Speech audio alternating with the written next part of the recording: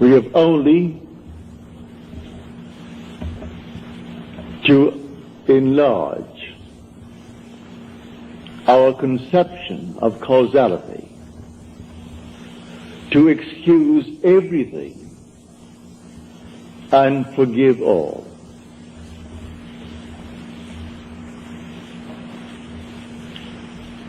Now let me just state one little thought from Scripture first before we unfold it. As we are told in the 25th chapter of Genesis, in your limbs lie nations twain, rival races from their birth. One the mastery will gain, the younger or the elder reign. The first one is the sense man. I'm now looking at this room and all within it, and that is the sense man. My normal apprehension of corporeal objects, just like this room and the contents, I call sense perceived. That which is not present,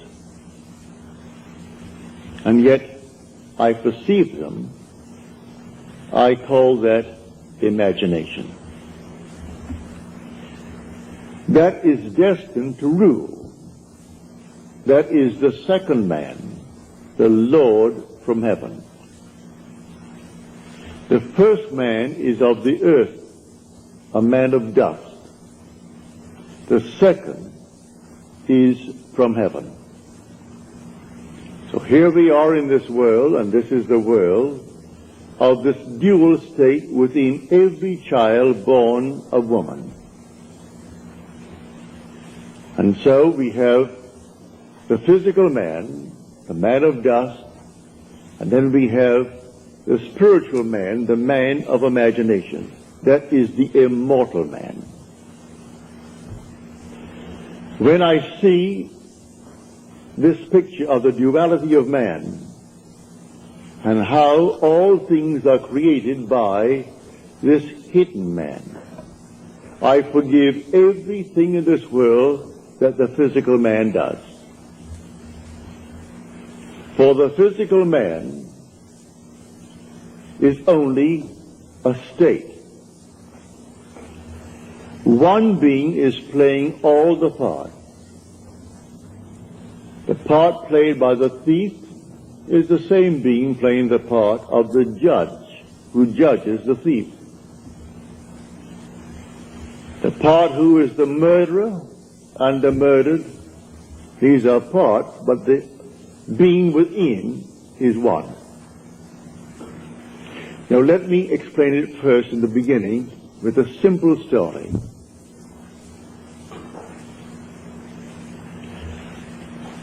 About 8 years ago, I was in New York for a month, and two of my brothers, Victor and Lawrence, came up and spent 2 weeks with me in New York City. They checked into the same hotel.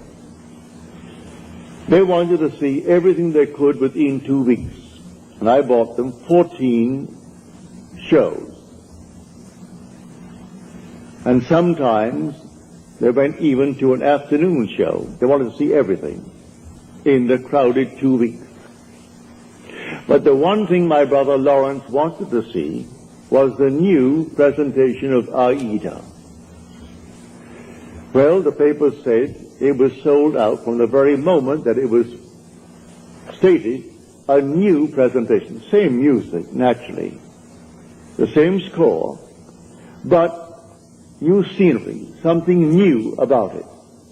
And this captured the imagination of all opera lovers, and they all wanted to see Aida. The one thing he wanted to see was Aida.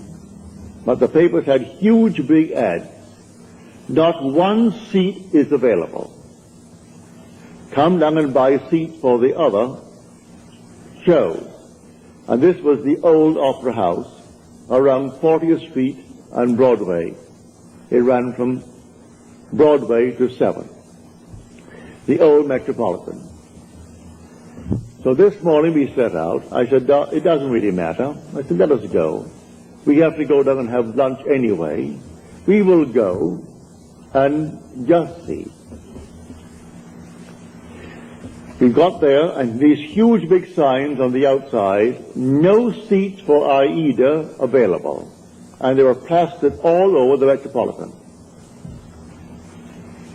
I went in, and there were 3 lines leading towards the 3 windows, selling tickets for the entire season.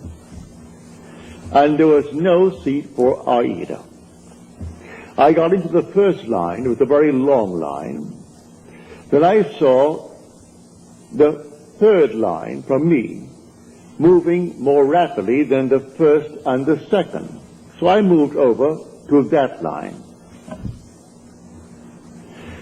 Then we all moved rapidly forward. As we got to the window, and seemingly no hope of getting tickets. But before I left my hotel room, I simply assumed that I had the tickets for my 2 brothers. I didn't want to go. They wanted to see it. So I assumed that I gave them the ticket. I got into this line and we moved rapidly towards the window. As we got there to the window, a tall, blond man, he was about, he must have been 5'11", he must have been about 6'4". He stretched his hand up over my head and diverted the ticket seller as he asked a question, while one in front of me is buying seats not for Aida, because that's completely sold out. He is buying 2 other seats for some other opera. Then he departed after he diverted the man's attention, and this man pushed on some bills under the window. And then, as the teller looked at the money, and this man is at the door now, the tall, blond fellow. And he gave this man the ticket, and then suddenly he said, well, he only gave me $3. He should have given me, and he mentioned the money he should have given me. At that, he was bewildered, the teller was bewildered. I turned around and I screamed at that tall blonde. I said, sir. I screamed so loudly he couldn't stop but be attentive. He turned around and I said, come back here. You're wanted. He came back like a little child being led by the nose. He came back and he said, what's wrong? And the man said, this is all that he gave me. 2 $1 bills. He said, oh no, you didn't. He gave you 2 10s. Then I said, no, you didn't. I was standing right here. I saw what you did. You gave him 2 $1 bills. That's all that you gave him. The man is flabbergasted. He was so completely dumbfounded, he didn't know what to do. I said, I am standing here. I saw exactly what was done. Then he opened up his purse, and here was a stack of 1s, and he had a $20 bill and 2 10s. He said to the man, when will you discover your mistake? Because I gave you 2 10s. And the man said to him, at the end of the season. And with that, it was closed. And the man then took out the money and paid for the ticket and took back his 2 1s. Then I say to him, I want 2 seats for Aida tonight. And I want them in the horseshoe circle. I want them center. He said, yes, sir. And he took from what is called the VIP. They always keep a few out though the house is sold out, they always keep a few seats for those who are coming, called the very important people. But I am certainly not a very important person. But I saved him from the loss of $20. And he quickly took the 2 seats out and said to me, $20. I gave him the $20, went back and gave the 2 seats to my brothers. Now, a state called a thief. These 2 men have chosen to be thieves in their world. They're con men. It's perfectly all right. God made everything for its purpose, even the wicked, for the time of trouble. Read that in the 16th chapter, the 4th verse of Proverbs. He made everything for its purpose, even the wicked, for the day of trouble. Well, the day of trouble may not be a war. I was troubled. How to get these tickets? That's a moment of trouble. And I simply assumed that I had them. And I simply played my part in my imagination before I left my hotel room, that my brothers are going to see this show this night of Aida, the new presentation of Aida. Then 2 who have already given themselves over to the state of a thief. They had to actually come right into the line. I took the first line, then I moved over to the 3rd line because I saw it moving more rapidly. So he comes over to the 3rd line and plays his part beautifully. If he had not done what he did, I would not have received those tickets because I am not a very important person. But the man looked me in the eyes and said, here is an honest man. As far as he is concerned, I am an honest man who saved him from losing $20. And so he quickly took out the 2 seats. I paid for them, naturally, he didn't give them to me. I was willing to pay for my seats, but you couldn't buy them. All over the place, sold out, sold out, sold out, all over the Metropolitan Opera. You could paste it on the walls, and in a huge big ad in the paper, Aida is sold out. And I went that day and got those seats right in the circle, in center row for my 2 brothers, because one man played his part beautifully. He had given himself over to a con man. He finds it easier to make a living being a con man.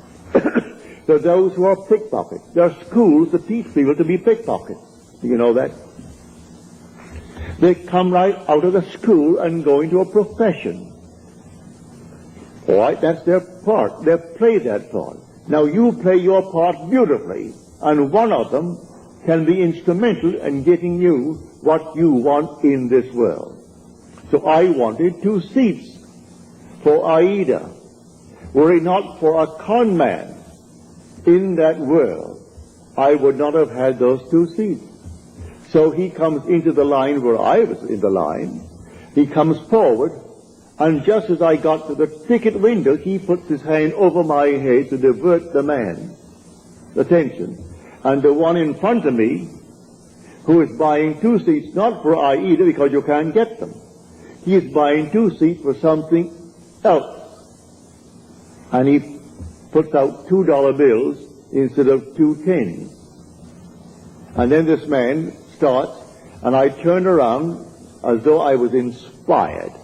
And with my full voice, I said, "Sir, come back here." He had to come back. So he came on back just like a little child and stood next to me, and he looked down at me. He wouldn't dare budge. When I said, "You didn't give him anything more than what he's showing you now. You give him exactly what he's showing you."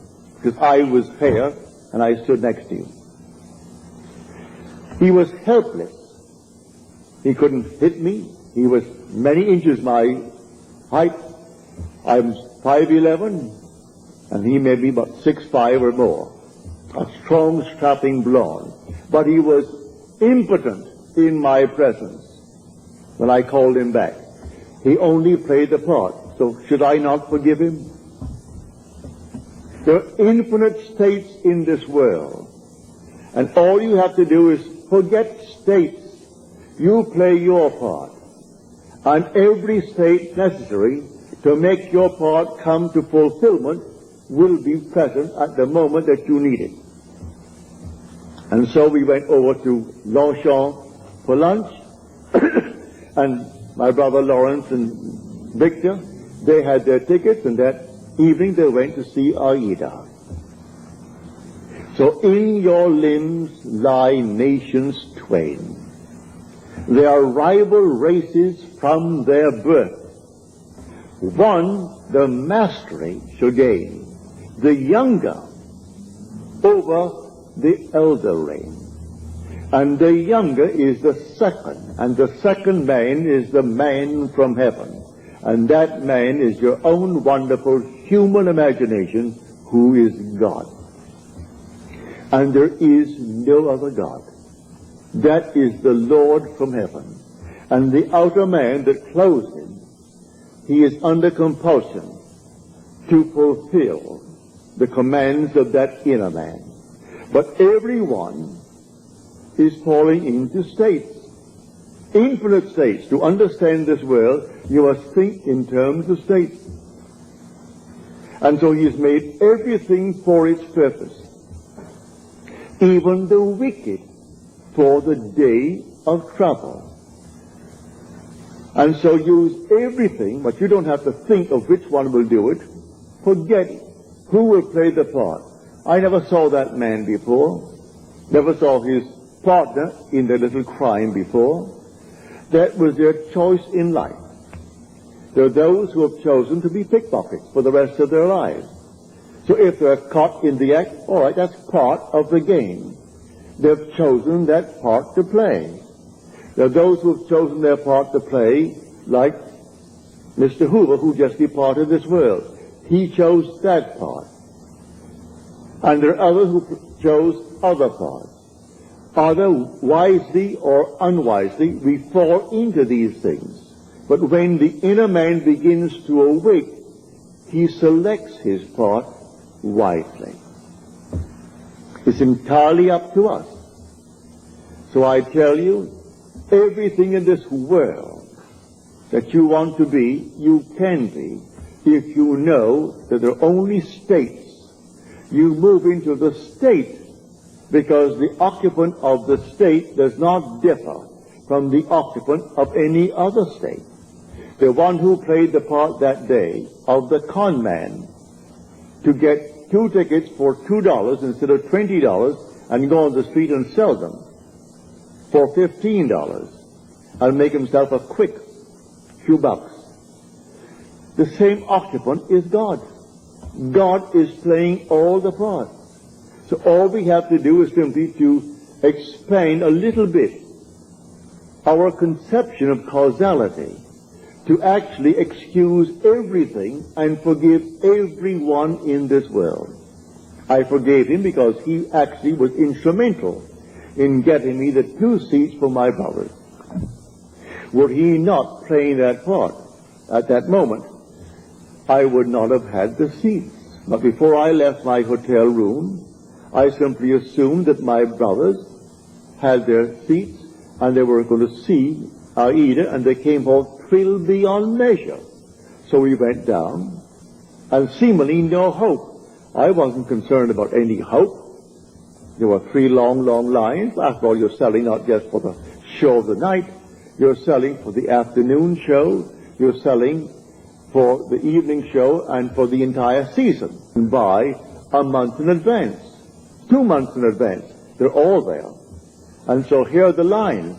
And there are 3 lines and 3 windows open. And what caused me to move to that moving window? The Father in me. He knew which one is going to play what part, because they're all in states.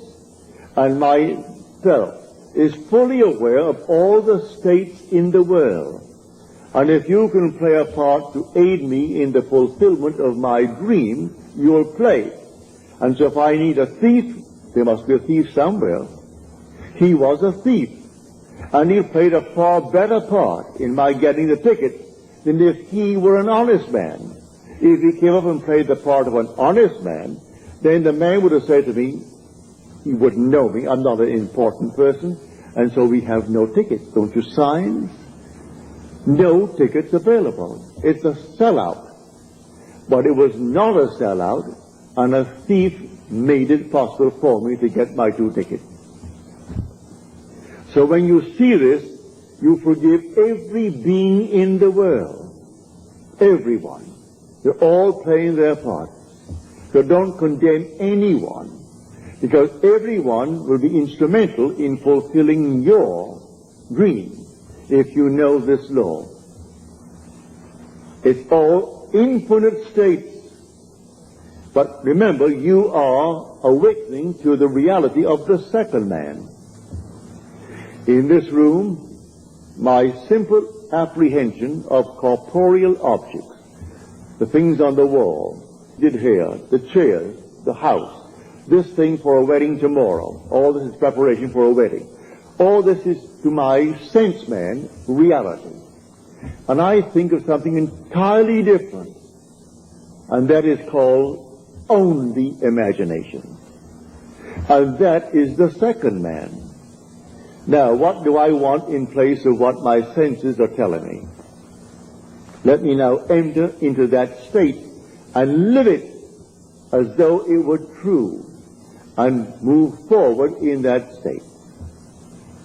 Now let me show you the difference now, because we started with that statement from the 25th chapter of the book of Genesis. An idea that is only an idea produces nothing and does nothing.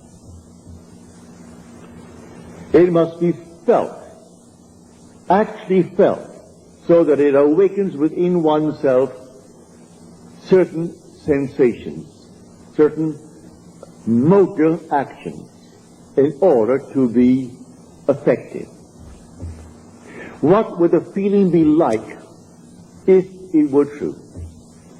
Dwell upon that until the feeling awakes within you these sensations.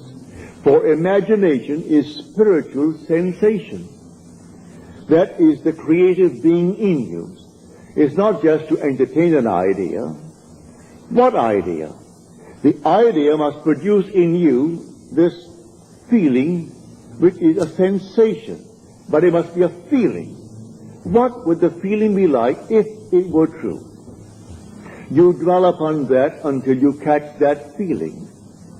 As Churchill said, that the mood determines the fortunes of people, rather than the fortunes, the mood. The mood precedes the fortune. So what would you want in this world? Well, contemplate it. What would the feeling be like if you had it? What would it be like if it were true? That is the story of Scripture. If I could only feel that I am already the man that I want to be, that I'm already the woman that I want to be, and feeling, then it's not only an idea, which as an idea without feeling will produce nothing. Now it has everything, because in this story he said to the second man, "Come close, my son, that I may feel you." The secret is in the feeling. So Esau went out. He is the first man, covered with hair, the outer man. And Jacob is the inner man, the man of imagination, who is hairless. Isn't two little boys. These are only symbols. It's all in man. So come close, my son, that I may feel you. So he comes close and deceives his father through feeling. So the father feels, and he feels him just to be externally real. You can do it. There is no flower in your hand, but you can feel the soft velvet feeling of a rose. You can smell a rose, though it's not physically present. Try it. Try all these things with the inner man. And when you can actually feel it so that you raise your imagination to the point of sensation, to vision, then the whole thing is done. It's done in a way you do not know it's going to happen. If it takes a thief to aid you, then you forgive the thief.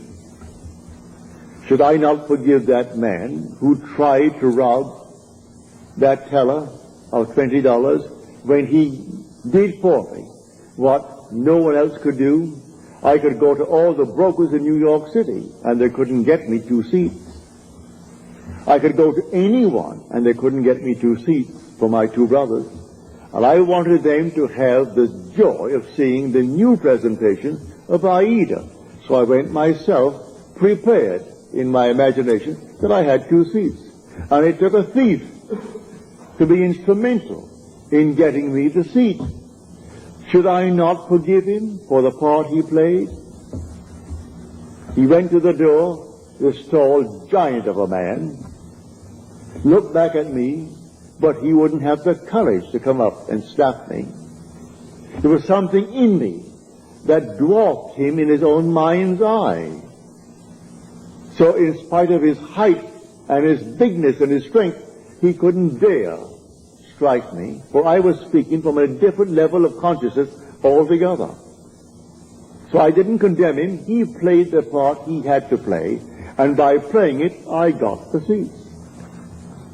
So all we have to do is simply to widen, just widen a little bit, our conception of causality, to actually forgive all in the world, to excuse everything in the world. They're playing their part.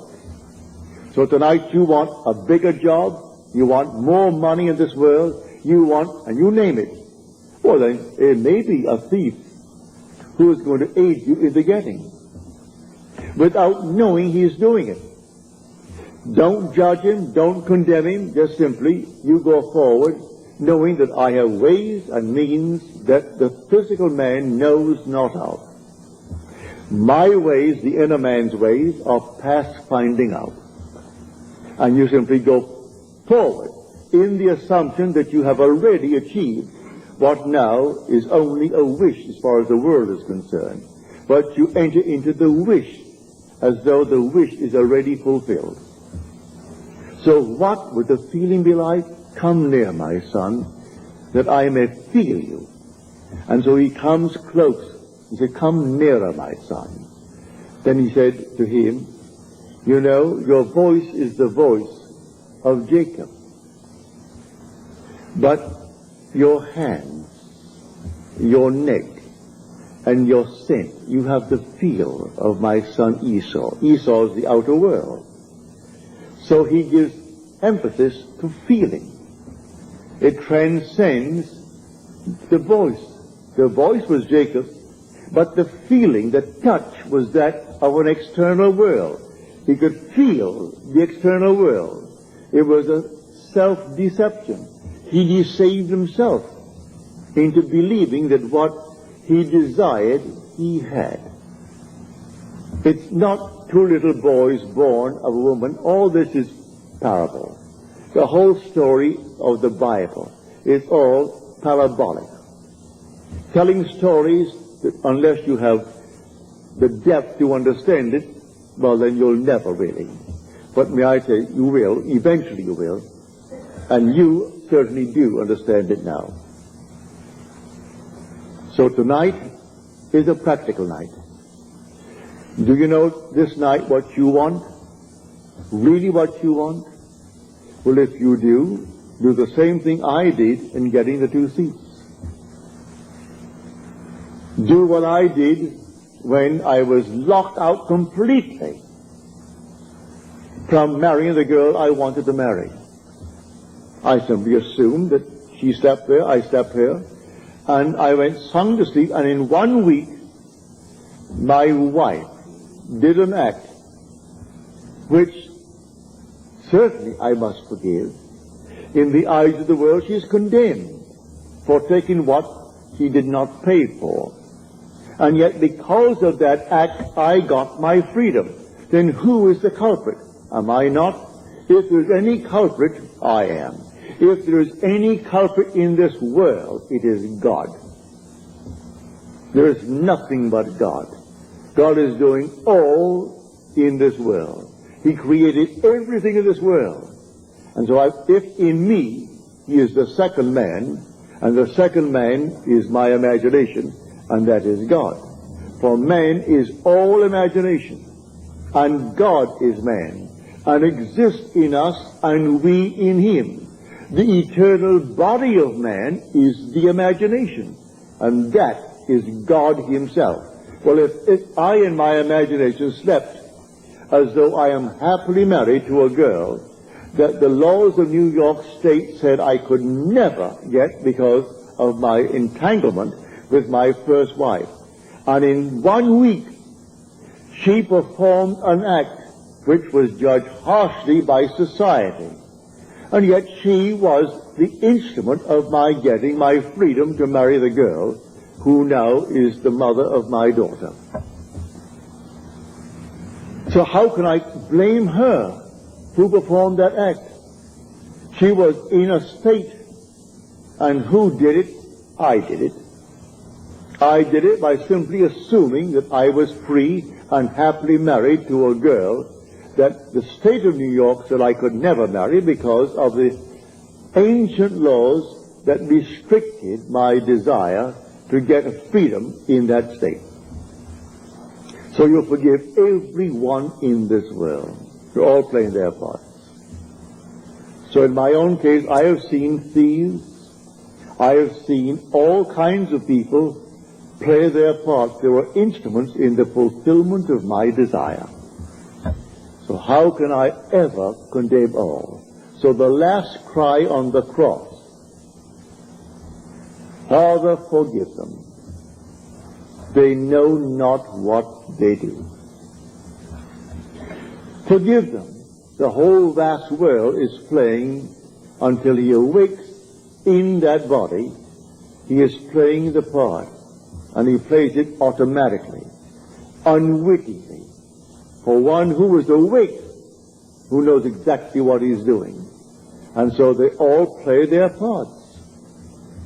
For God in everyone is the same God. There aren't two gods. There's only one God. And that God is your own wonderful human imagination. When you say, I am, that's God. So tonight you just simply boldly declare that you are the man. You are the woman that you want to be. And walk in that assumption as though it were true. And then let all these sleeping states play their part. May I tell you, in spite of what they appear to be, they are sound asleep. They do not know. He thought he knew what he did. He came right into my line and played his part. I could remain on the first line and waited and waited and waited, and no one would have played that part there. I moved over to the moving line, and here he comes. And so how could I ever condemn him? How could I ever in any way feel other than thankful? I would say to him, thank you, because you played the part you had to play like a play. So someone comes in on the play, the curtain goes up, and here comes the monster. And he plays it beautifully. And the audience hisses and condemns him. If there's any condemnation of the part, where is the author? Send for the author, for he wrote the part. And the author, if there's any praise, give it to the author. Any condemnation, give it to the author. I know I played a second part, on a play on Broadway. And if I didn't get a hiss when I came on, if they didn't hiss me, I felt I wasn't doing well. But I would say 99% of the time, as I came on and started to play my part, the audience hissed. Then I knew I was really on my toes. I was playing the part well. Because I was a cat in that part. and they couldn't restrain themselves, especially with the matinees, when they had children there. Lots of ladies and children, and they could not restrain their emotion, and they were hissing. Well, then I knew, Neville, you're getting over all right. So I was thrilled with their hissing, because I was playing only what was written for me to play. So, in this wonderful world of ours, we are infinite states. And everyone is in a state. But the one being in one state is the being in all states. There's only one player. God only acts and is in existing beings or men. He is in all the states, and his name in all states is I am. So someone chooses the part, and he wants to be, well, a thief. He finds it easier, he thinks, than getting up, going to work, and punching a clock, and punching it out. He feels it's better for him to live that life. All right, so he's chosen that part if he does it deliberately. Or he might have fallen into it through habit of others, and then it's unwittingly. All right, but he will also pay the price. That is the thing he has to consider. He'll pay the price because the part has a price with it. But in spite of that, he can be used in the fulfillment of your dream. Now, many of you have had, from your letters, dreams of death recently. May I tell you, it's a healthy, healthy sign. Dreams are egocentric. You cannot grow and not outgrow in this world. To outgrow is to die. You die to one state and you move into another state.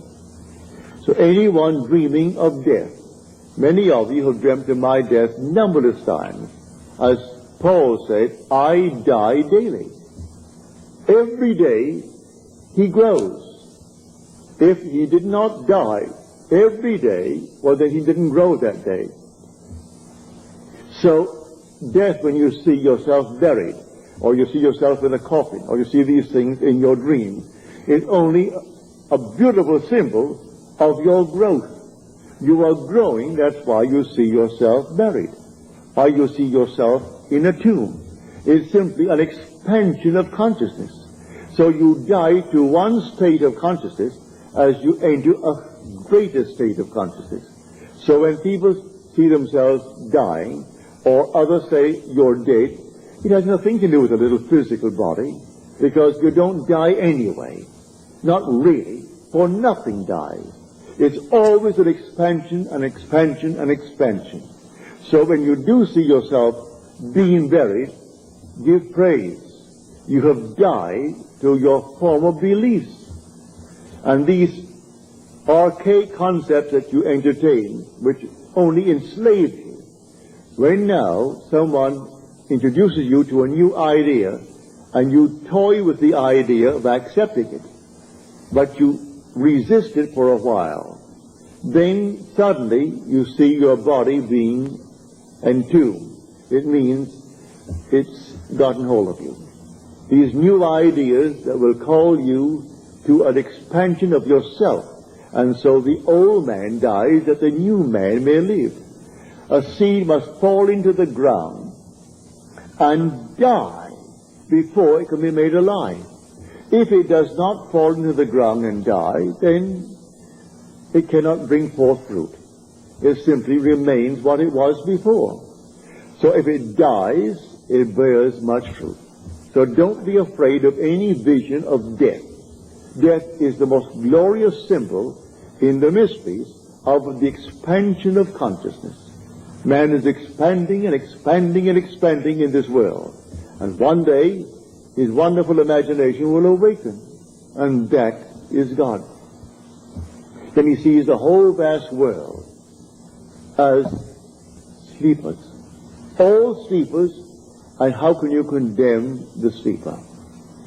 So he played his part. He played it beautifully. I can see all these things in my world where people play so many marvelous thoughts, and they were sound asleep, and their thought they were so alert, going to get the better of me, and their attempt to get the better was exactly what I needed to move on.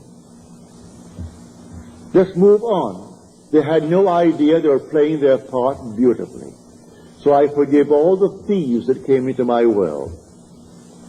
Even those who actually took from my pocket by not giving me what the contract called for.